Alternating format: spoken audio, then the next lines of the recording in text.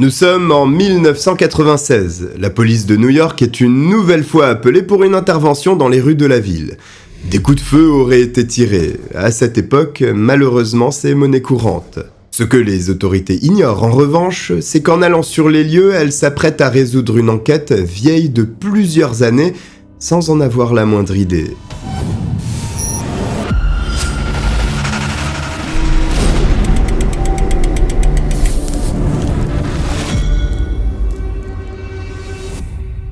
Au début des années 1990, New York connaît des heures sombres, avec un taux de criminalité record.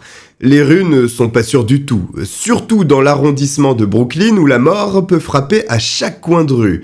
L'est de la ville est une zone à éviter à tout prix. Harlem ou le Bronx sont souvent évoqués, mais Brooklyn est bien le coin le plus dangereux. Le jeudi 31 mai 1990 n'échappe pas à la règle. Comme une routine macabre et sans fin, la police est appelée ce matin-là pour un crime, mais pour une fois, les policiers ne se rendent pas dans Brooklyn, mais dans le Queens. Lorsque les enquêteurs se rendent sur place, les premiers agents ayant couvert l'agression indiquent qu'un homme âgé a été touché par balle dans le dos alors qu'il rentrait chez lui. Par chance, il n'est pas mort sur le coup et une ambulance est arrivée à temps pour le transporter à l'hôpital. Les inspecteurs commencent donc leur travail d'investigation en analysant le lieu où s'est déroulée l'attaque. Évidemment, le trottoir est recouvert du sang que la victime a perdu après avoir reçu cette balle dans le dos. Il y a encore sa canne sur le sol, ainsi qu'une veste ensanglantée. Les policiers, en manipulant les vêtements, découvrent le projectile qui a traversé le corps de la victime. Et c'est un bon indice qui pourra être envoyé au laboratoire de la police criminelle pour une analyse balistique. Et puis, sur le perron de l'immeuble, au sommet des quelques marches menant à la porte d'entrée, il y a 3 pierres, dont ce n'est évidemment pas leur place naturelle. Elles ont été posées ici. C'est curieux, mais pas plus que le morceau de papier se trouvant en dessous et que ces pierres empêchent de s'envoler. Les inspecteurs ouvrent précautionneusement cette feuille pliée en 2. Ils découvrent alors des inscriptions manuscrites. Au premier regard, ils ne comprennent pas bien ce qu'ils ont sous les yeux. Ils pensent d'abord que cela appartient à la victime. Il est inscrit que le dessin sur ce papier, une sorte de cercle avec des symboles à l'intérieur, correspond à la roue du zodiaque, avec 3 signes dessinés. Cela n'a pas beaucoup de sens pour les policiers qui n'ont pas vraiment d'idée sur la signification de tout cela. Cette feuille partira donc en laboratoire avec les autres éléments découverts sur le lieu du crime. Avec un peu de chance, une empreinte ou tout autre indice médico-légal pourra être identifié en vue de capturer l'agresseur. Les enquêteurs poursuivent leurs opérations en relevant les plaques d'immatriculation des nombreux véhicules garés dans la rue, en examinant les égouts, dans le cas où l'arme à feu aurait été jetée dans l'un d'entre eux, et en questionnant le voisinage dans l'espoir de déceler un potentiel témoin. Malheureusement, tous ces efforts sont vains. Aucune arme du crime et aucun témoin non plus. Cependant, les inspecteurs réussissent à obtenir l'identité de la victime. Il s'agit de Joseph Procci, un homme âgé de 79 ans et une véritable figure du quartier que tout le monde connaît. C'est une personne dont la vie est extrêmement calme. Il est difficile de comprendre les motivations de l'agression qu'il a subie. Peut-être un vol, bien que les policiers ignorent ce qui aurait pu être dérobé. Pour plus d'informations, les enquêteurs se rendent à l'hôpital après que Joseph Procci ait reçu les premiers soins lui sauvant la vie. Ceci dit, son pronostic vital reste engagé. La blessure par balle a fait énormément de dégâts sur le corps fragile de cette personne. Joseph Procci est réveillé. Les inspecteurs en profitent pour lui soumettre rapidement les quelques questions essentielles qui pourraient permettre de débloquer l'enquête. Seulement, l'homme est en mauvais état. Il souffre, il est épuisé de son intervention chirurgicale et il est incapable d'apporter le moindre élément de réponse. D'ailleurs, Joseph Procci succombe à ses blessures quelques heures plus tard et cela fait basculer l'investigation en une enquête pour meurtre. La victime n'a pas pu parler avant son décès tragique. La police a très peu d'éléments en sa possession pour mettre la main sur le tueur, mais elle en détient un qui s'avère très intéressant. La balle qui a transpercé le pauvre homme. L'intérieur d'un canon d'une arme à feu est l'équivalent de l'empreinte digitale chez les humains, et c'est volontaire, afin de permettre l'identification d'une arme.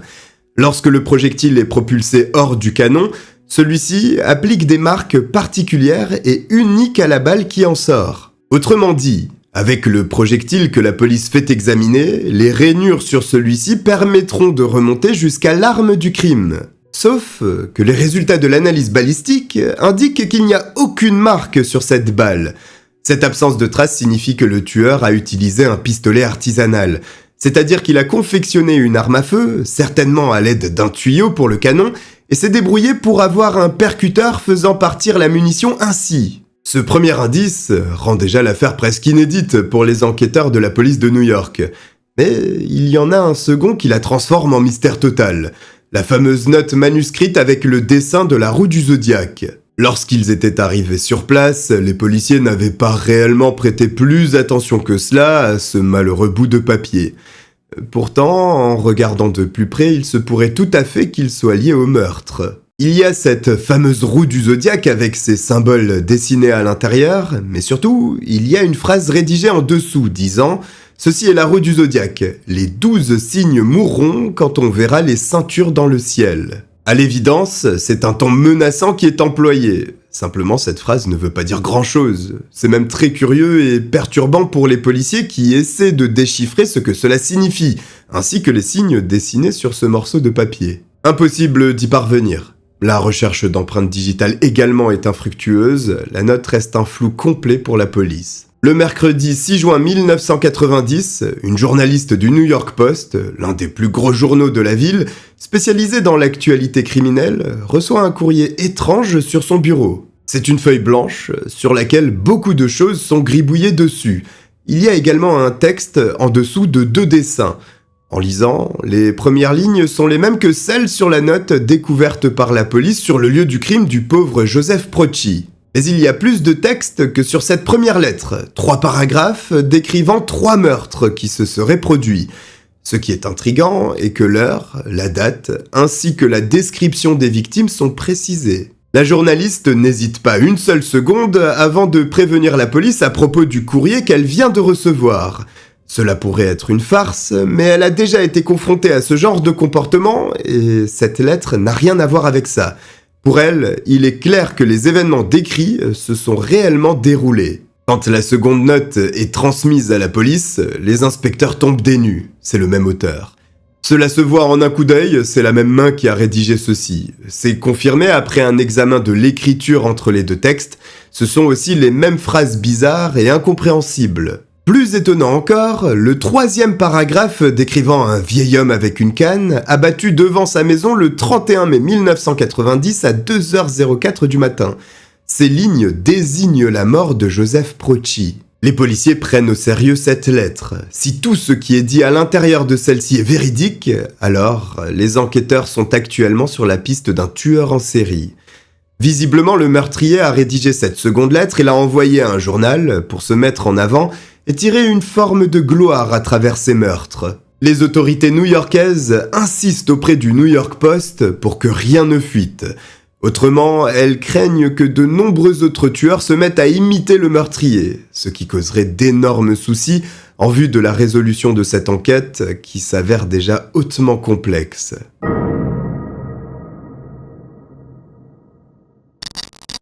Puisque le tueur ne semble pas avare de détails dans ses lettres, les enquêteurs reprennent les dates, les heures et les descriptions des victimes pour les comparer avec les dossiers en cours. 2 attaques correspondent à ce qui est décrit dans les notes manuscrites. Elles ont toutes les 2 eu lieu dans le même secteur que celle qu'a subie Joseph Procci. Mais il y a une différence majeure dans ces 2 affaires. Il y a 2 survivants. Le tueur a manqué son coup à 2 reprises. Les policiers ne perdent pas plus de temps pour entrer en contact avec ces personnes qui pourraient leur transmettre de précieux renseignements sur l'individu ayant tenté de les tuer. La première victime, un homme, Mario Orozco, travaille comme plongeur dans un restaurant situé sur Manhattan. Le jeudi 8 mars 1990, il rentrait tranquillement chez lui en pleine nuit, à 1h45 du matin. Touché par un handicap moteur, il avance doucement, mais sûrement à l'aide de sa canne. Chaque jour, à la fin de son service, à approximativement la même heure, l'homme emprunte un itinéraire similaire. Il n'en change quasiment jamais. Ce soir du 8 mars, un homme masqué s'approche de lui par derrière. Mario ne le remarque pas. En revanche, il entend parfaitement la détonation qui retentit derrière lui.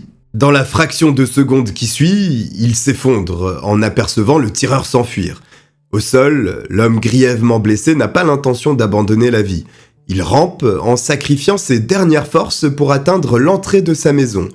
Il réussit miraculeusement à se hisser jusqu'à son téléphone pour être secouru. Hormis ces détails, le témoignage de Mario Orozco n'aide en rien les policiers qui n'apprennent pas de nouveaux éléments de sa part. Ils rendent donc visite à la seconde victime. Il s'agit d'Herman Montenegro et son histoire est sensiblement la même que celle de Mario Orozco. Après son travail, il est allé boire quelques bières avec des collègues dans un bar avant de rentrer chez lui. Il est à peu près 3 heures du matin quand il arrive devant son domicile. Le procédé est identique à la première attaque. Un coup de feu tiré dans le dos de la victime qui n'a pas vu son agresseur arriver. La détonation au beau milieu de la nuit a alerté le père d'Herman, avec qui il vit, et qui est sorti pour comprendre ce qu'il se passait devant chez lui. C'est alors qu'il a aperçu son fils étalé sur le macadam, déjà rougeâtre de son sang quittant son corps. C'est grâce à l'intervention de son père qu'Herman est sauvé de justesse par les médecins qui l'opèrent dans la foulée pour lui sauver la vie. Heureusement, les chirurgiens font un miracle en remettant sur pied la victime de cette agression. Cependant, pour les policiers, malgré 2 survivants, il n'y a aucun nouvel indice. En enquêtant sur les victimes afin de comprendre pourquoi le tueur les avait ciblées, les policiers font une découverte étonnante. Sur les notes manuscrites, les signes du zodiaque correspondent avec les dates de naissance des personnes à qui l'on a tiré dessus. Cela signifie nécessairement que le tueur connaît ces personnes, ou s'est au moins renseigné sur elles. Il ne les a pas choisies au hasard. D'ailleurs, un autre aspect des attaques laisse penser qu'elles étaient préméditées, parce que le profil des victimes se ressemble beaucoup. Mario Orozco est touché par un handicap moteur. Il se déplace avec une canne. Herman Montenegro est ivre quand il rentre chez lui. Et, enfin, Joseph Procci éprouve également des difficultés à se déplacer et utilise aussi une canne comme Mario. Chacun de ces hommes, au regard de son état physique, n'aurait pas pu se débattre, riposter ou s'enfuir. Et si cela avait été le cas, l'agresseur aurait pu plus facilement prendre le dessus. L'enquête est complexe. Elle implique certainement un tueur en série et il est donc décidé de constituer une unité spéciale qui concentrera toutes ses forces et son attention à ce cas particulier. Tandis que la police avance comme elle peut sur cette affaire qui la tient en échec jusqu'à présent, le journal du New York Post, qui avait accepté de retarder la sortie du scoop après la lettre du tueur adressée à sa journaliste, publie l'information qui se répand comme une traînée de poudre dans la ville. À New York, il est impossible de ne pas être au fait qu'une personne en tue d'autres en se basant sur leur signe du zodiaque. C'est à la une de l'un des plus populaires journaux de la ville et le bouche à oreille fait rapidement le reste. Évidemment, la presse n'a pas hésité à surnommer le meurtrier le tueur du zodiaque. Le tueur du zodiaque, ce n'est pas la première fois que ce nom est évoqué aux États-Unis, et il faut dire que ce n'est pas un très bon souvenir. À l'opposé de New York, au nord de l'État de Californie, à la fin des années 60 et au début des années 70, le tueur du zodiaque avait déjà sévi dans la baie de San Francisco. C'est alors logiquement, et un peu craintivement également, que les policiers new-yorkais se demandent si le tueur du zodiaque de Californie, actif il y a à peu près 20 ans, n'aurait pas repris du service dans la Grande Pomme. Si c'est le cas, il y a de quoi angoisser, parce que cet individu n'a jamais été capturé et il y a 5 meurtres confirmés à son actif. Mais les autorités californiennes estiment qu'il est responsable d'au moins 37 autres meurtres, ce qui est phénoménal. Mais surtout, la police n'a jamais réussi à résoudre l'énigme, et ce ne serait pas une bonne nouvelle qu'il se soit réveillé à New York. En Californie, le tueur envoyait également des lettres codées aux journaux. Elles étaient aussi signées du même symbole, ce cercle par-dessus lequel une croix était dessinée. Évidemment, les autorités new-yorkaises se mettent immédiatement en relation avec leurs homologues de San Francisco, auxquels il est demandé le dossier concernant le tueur du zodiaque. Le but est de comparer les lettres rédigées par le tueur californien et celui de New York. C'est alors une surprise, parce qu'après analyse de l'écriture, de la structure et de la forme globale de ces messages, il est évident qu'il s'agit en réalité de 2 personnes différentes. Ceci dit, le tueur du zodiaque tient en échec la police depuis une 20aine d'années. Serait-il capable de modifier son écriture ainsi que sa façon de communiquer ? Les enquêteurs ne pensent pas. Selon eux, il s'agit en réalité d'une personne essayant de l'imiter. Ce qui n'est nécessairement pas une très bonne nouvelle, parce que si ce second individu y parvient, il pourrait faire énormément de victimes dans une ville où le sang coule déjà bien trop. Maintenant que la police sait qu'elle a un imitateur du tueur originel sur les bras, elle tente d'établir le profil de la personne qui se cache derrière cette identité. D'après les policiers, l'utilisation des signes astrologiques en vue de commettre les meurtres serait due au besoin du meurtrier de donner un sens à ses actes. Les énigmes, ainsi que le langage crypté, seraient utilisés pour mettre en échec la police et montrer que les autorités ne sont pas à sa hauteur.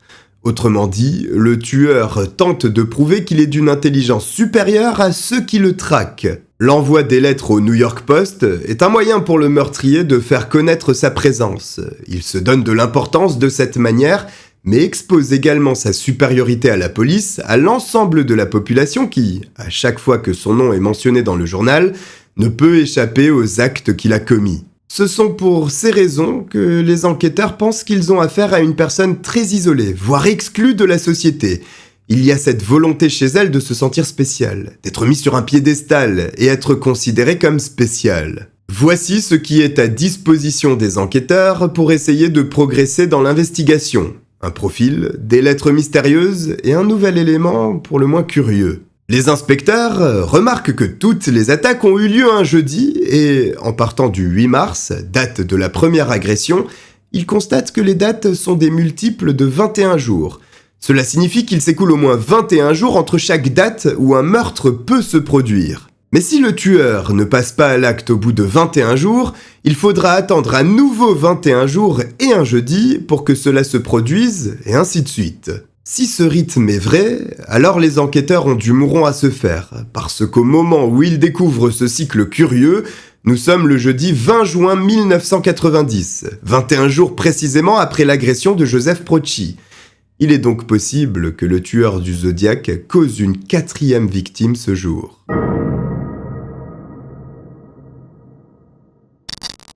Mauvaise nouvelle pour la police new-yorkaise, empêtrée dans une enquête qui n'avance pas, il se pourrait que le tueur soit actif ce jeudi 20 juin 1990, qui est la date du jour.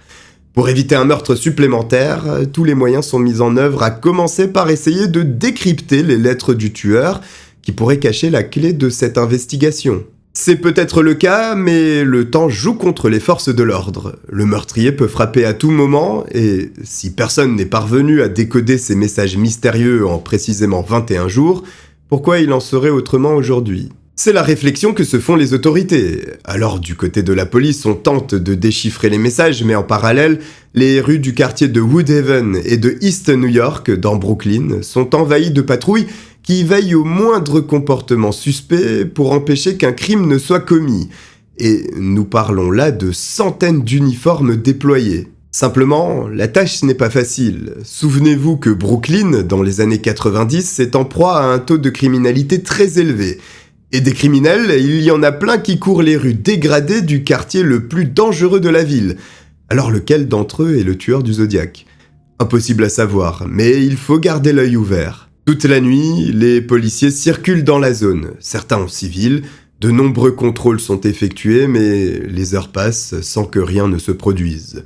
Il se peut que le tueur n'ait pas planifié de commettre un meurtre aujourd'hui, ce qui serait un soulagement et offrirait 21 jours de répit aux forces de l'ordre. À 6h du matin, le dispositif de contrôle est levé dans le secteur. Les patrouilles rentrent au bercail. Et puis, le téléphone de l'un des inspecteurs chargés de l'affaire, qui avait également veillé cette nuit-là pour essayer de décoder le message du tueur, se met à sonner. Il est 6h30 et un crime est annoncé. On aurait tiré sur une personne à Central Park en plein cœur de Manhattan. C'est une surprise absolue parce que jusque-là, les agressions n'avaient eu lieu que dans l'est de New York.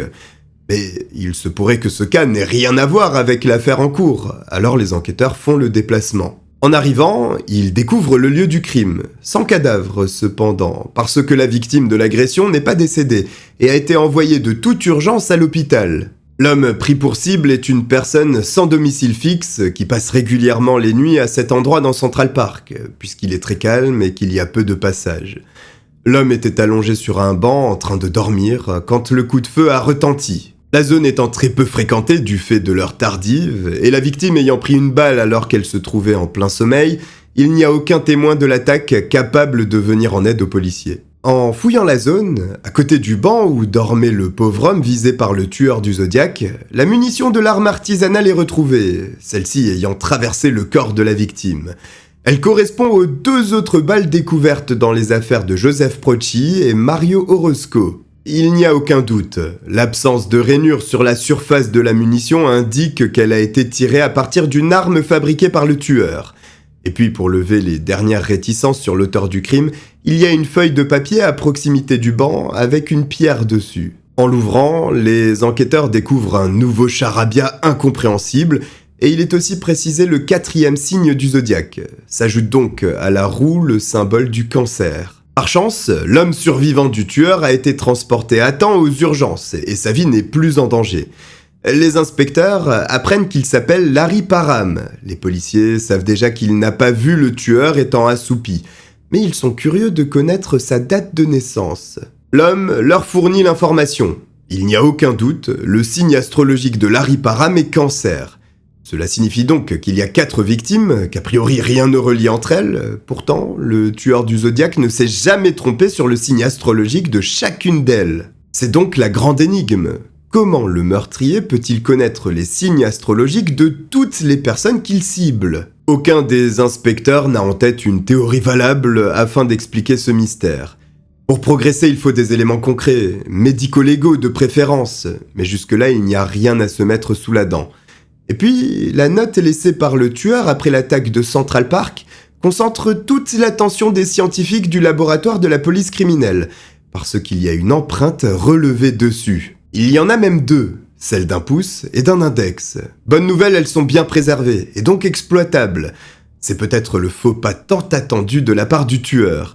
Aussitôt, cette preuve médico-légale cruciale est utilisée pour être comparée avec la base de données de la police. Si le meurtrier se trouve dans les archives des policiers, ces derniers obtiendront son identité et n'auront plus qu'à le cueillir. C'est un assassin, il y a donc de grands espoirs pour qu'il soit déjà catalogué. Malheureusement, la recherche ne donne rien. Aux abois, les policiers se rendent une seconde fois à l'hôpital pour discuter à nouveau avec Larry Parham et s'assurer qu'il n'a pas omis un détail qui pourrait sembler anodin pour lui, mais absolument fondamental en vue de la résolution de l'affaire. L'homme répète qu'il n'a pas aperçu son agresseur, mais les inspecteurs parlent avec lui du signe astrologique qui a visiblement joué un rôle important. C'est alors que Larry mentionne un élément intéressant. Il dit que 2 ou 3 jours avant l'attaque, un individu qu'il n'avait jamais vu l'a rejoint sur l'un des bancs de Central Park pour discuter. Durant la conversation, cet homme lui a demandé son signe astrologique. Pour les enquêteurs, c'est une nouvelle absolument incroyable. C'est même une piste qui se dessine. Un portraitiste est immédiatement convoqué à l'hôpital pour qu'il établisse un croquis de cette personne en se basant sur la description que Larry Parham lui donne. Il s'agirait d'un homme afro-américain portant une moustache ainsi qu'une légère barbe. Il serait aussi corpulent et aurait entre 40 et 50 ans. Ces renseignements sont suffisants pour que le portrait robot soit parlant et les autorités new-yorkaises décident d'en faire part à la population. Le New York Post, évidemment, publie le croquis. Les forces de l'ordre espèrent maintenant qu'un témoin apportera l'indice clé dans cette affaire pour procéder à l'arrestation de cet assassin avant qu'il ne commette un autre meurtre. Simplement, nous sommes à New York, une ville absolument immense où la communauté afro-américaine y est fortement implantée, ce qui signifie que les hommes ressemblant approximativement au portrait robot sont nombreux. Il y a un flot d'appels téléphoniques absolument monumental qu'il faut trier. Tout l'est de New York s'embrase, tout le monde suspecte tout le monde, et la paranoïa gagne la ville. Il faut dire que les médias américains en rajoutent énormément, c'est véritablement une course à l'audience parce que c'est vendeur. Les gens ne partagent plus leur date de naissance. Cette information, autrefois anodine, pourrait être mortelle aujourd'hui. Les policiers, malgré les nombreux tuyaux, n'ont toujours pas la moindre idée de l'endroit où pourrait bien se cacher le tueur.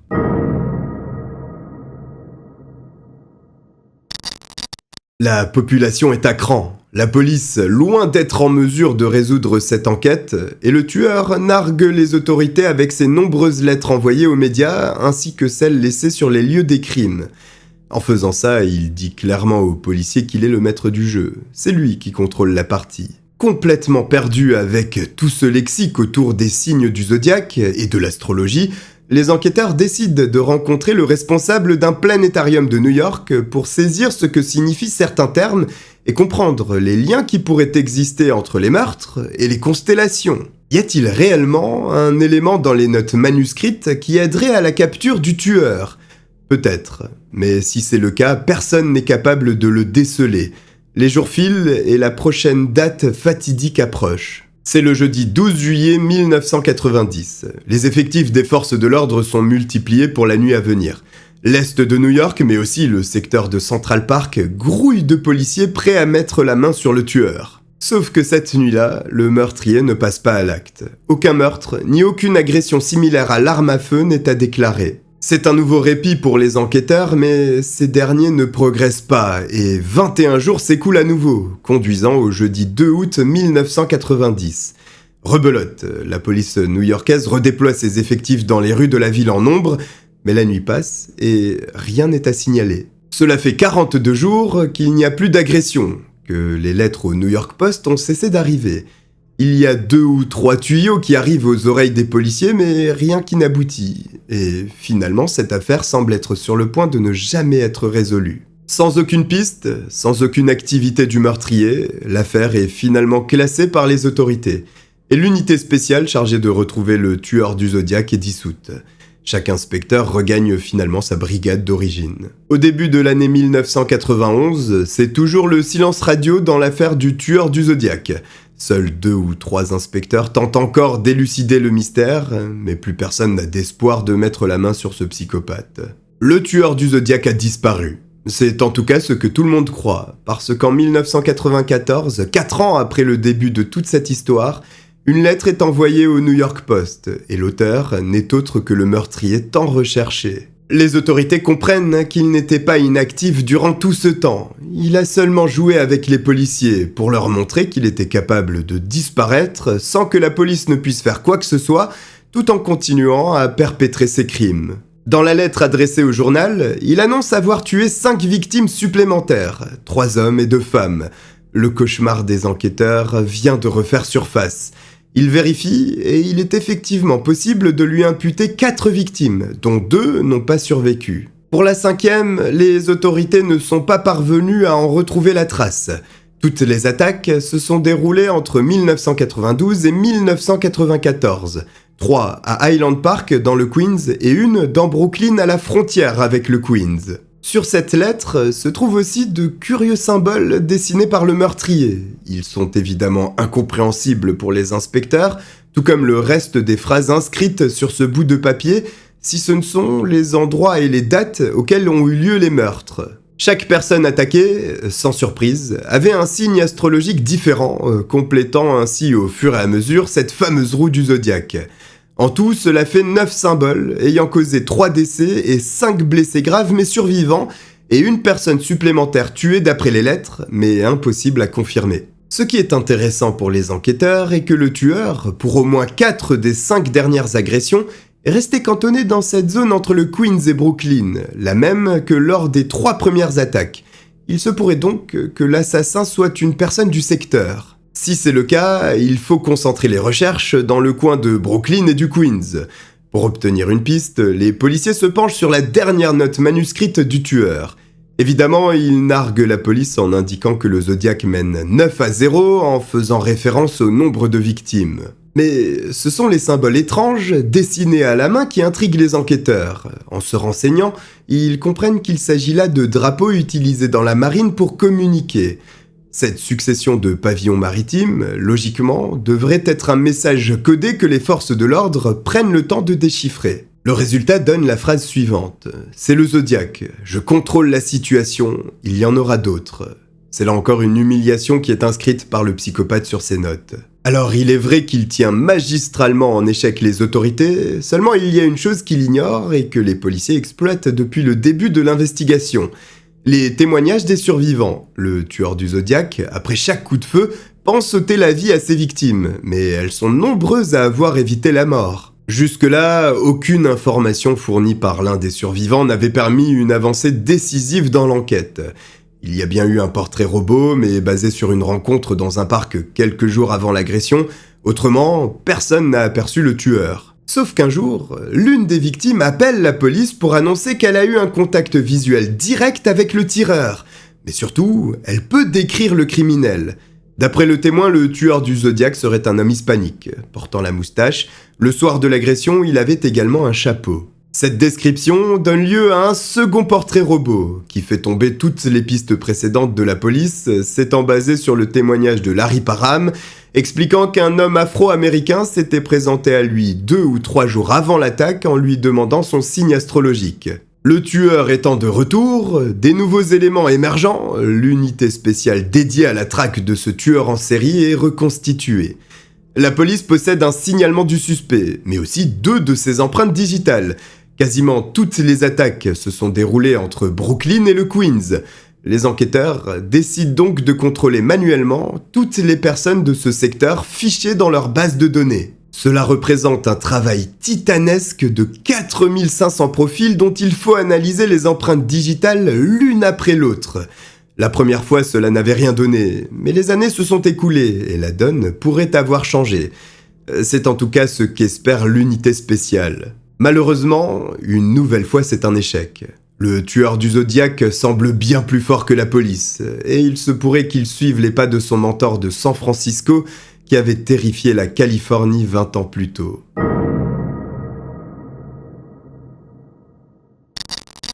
Deux années se sont écoulées, 6 depuis le début des attaques du tueur du Zodiac, et la police n'a toujours aucune piste pour mettre la main sur le meurtrier. Nous sommes le jeudi 18 juin 1996, a priori une nouvelle journée durant laquelle les autorités seront tenues en échec. Et puis, le téléphone de la police se met à retentir pour annoncer une prise d'otage ainsi qu'une fusillade à Brooklyn. Les policiers sont habitués à gérer ce genre de situation dans l'est de New York, mais cette fois-ci, c'est un peu plus sérieux. Il semble qu'un homme retienne en otage au moins une personne. Le forcené est agressif, n'hésitant pas à ouvrir le feu sur les policiers venus boucler le secteur. Il apparaît que toute cette histoire aurait pour origine une dispute avec sa sœur. Elle aurait invité un ami pour passer un moment à la maison, ils auraient écouté de la musique tous ensemble, mais un conflit aurait démarré entre l'homme et sa sœur, parce que cette dernière serait plus sensible à la parole de son ami plutôt que celle de son frère. Il estime que c'est lui l'homme de la maison. S'il y a une personne à écouter, c'est lui, et pas un ami venu de l'extérieur. Le suspect est si énervé qu'il tire sur sa sœur. La jeune femme réussit à fuir l'appartement, mais pas son ami qui reste bloqué dedans avec le frère. Voilà comment tout a commencé. Après avoir tiré 13 coups de feu sur les forces de l'ordre, un négociateur réussit, au bout de 3 heures de discussion, à calmer l'homme qui décide de se rendre. Le suspect est extrait de l'appartement, placé en état d'arrestation et conduit au poste de police pour répondre des actes qu'il vient de commettre.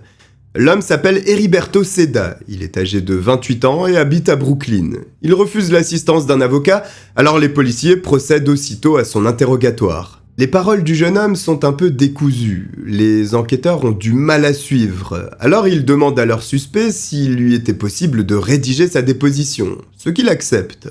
Heriberto Seda écrit sa version des faits, puis, au moment de conclure, il signe sa déposition mais dessine également une croix entourée du chiffre 7, un comportement jamais vu par les policiers new-yorkais qui sont interloqués par une telle chose. Ce dessin étrange, ainsi que les armes saisies lors de la prise d'otage, qui étaient toutes des armes artisanales, mettent la puce à l'oreille des enquêteurs qui appellent leurs collègues de l'unité spéciale chargés d'intercepter le tueur du Zodiac.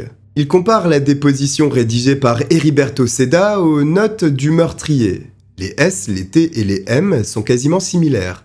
Le suspect de la prise d'otage, comme le tueur du Zodiac, souligne à 3 reprises des mots. Et puis, évidemment, il y a la croix qui avait déjà été faite sur d'autres notes manuscrites. Incroyable. Après 6 ans d'enquête infructueuse, c'est par un pur hasard que le tueur du Zodiac se retrouve dans les locaux de la police et qu'il s'offre sur un plateau aux inspecteurs. Ils sont persuadés qu'ils tiennent leur homme. Alors évidemment, il est immédiatement inculpé pour la fusillade et la prise d'otage. Mais à présent, les policiers vont se concentrer sur Heriberto Seda. Les enquêteurs détiennent la clé de l'investigation dans les meurtres du Zodiac, l'empreinte digitale du tueur. Puisqu'ils sont persuadés qu'Heriberto Seda est le tueur du Zodiac, il n'y a qu'à comparer ses empreintes avec celles relevées sur la note manuscrite, et après analyse, elles correspondent. Heriberto Seda est bien le tueur du Zodiac. Alors même si c'est une preuve plus qu'accablante, il faut tout de même des aveux, parce que cela ne le relie pas entièrement et définitivement à tous les meurtres. Les policiers mettent en place une stratégie. Ils déposent des photos des meurtres du Zodiac derrière leurs suspects. Au fil des minutes, Heriberto Seda ne cesse de se tourner vers ces photos pour admirer son œuvre. Le jeune homme de 28 ans finit par avouer être l'auteur de toutes les attaques qui ont coûté la vie à 3 personnes. Les inspecteurs, en approfondissant la vie de leur suspect, découvrent qu'il est né à Brooklyn, dans la pauvreté, étant élevé uniquement par sa mère, son père ayant abandonné la famille. Socialement, il est très solitaire, il n'a pas d'amis, et se contente de lire des livres dont le sujet unique sont les armes à feu, ou alors il regarde la télévision. C'est de cette façon qu'il découvre le tueur du Zodiac, ce meurtrier à la réputation nationale, voire internationale du fait des actes horribles qu'il a commis. Heriberto Seda aurait donc estimé qu'en devenant lui aussi le tueur du Zodiac, on parlerait de sa personne, il serait enfin mis en avant, il deviendrait quelqu'un, et il n'a pas eu tort, faisant plusieurs fois la une des journaux pendant ses 6 années d'activité. Désormais, il doit répondre de ses actes, et il n'y a presque aucun suspense quant à la reconnaissance de sa culpabilité. Déjà parce qu'il a avoué. Ensuite, parce qu'il y a des preuves médico-légales solides, l'empreinte digitale évidemment, mais de l'ADN aussi a été découvert sur une enveloppe datée de 1994. Toute la lumière est faite sur le mystère ou presque. Comment Heriberto Seda connaissait les dates de naissance des victimes ? L'accusé n'a jamais révélé la réponse, mais les policiers pensent qu'il suivait ses victimes jusqu'à leur domicile pour étudier leur courrier. C'est ainsi qu'il aurait réussi à s'informer sur les signes astrologiques. Oui, mais dans ce cas, comment a-t-il fait pour connaître le signe de Larry Parham, qui était un SDF de Central Park ? Les enquêteurs supposent que le tueur du Zodiac lui avait dérobé son portefeuille pour avoir connaissance de sa date de naissance. Ce ne sont que des théories cependant, parce qu'Heriberto Seda ne dévoilera jamais son astuce à la cour. Quoi qu'il en soit, il est reconnu coupable de tous les chefs d'inculpation et condamné à 80 ans d'emprisonnement dans un premier temps, auquel s'ajoute une deuxième sanction de 152 années de prison, et le tueur du Zodiac ne reverra plus jamais le jour. Mais il aurait bien pu suivre les traces du tueur originel cependant, ne l'oublions pas. Si vous êtes arrivé jusqu'à ce stade de la vidéo, c'est que vous êtes un spectateur assidu. Faites-le savoir en écrivant Zodiac dans les commentaires. J'espère que vous avez apprécié que je vous raconte cette histoire. Si c'est le cas, n'hésitez pas à vous abonner et à liker.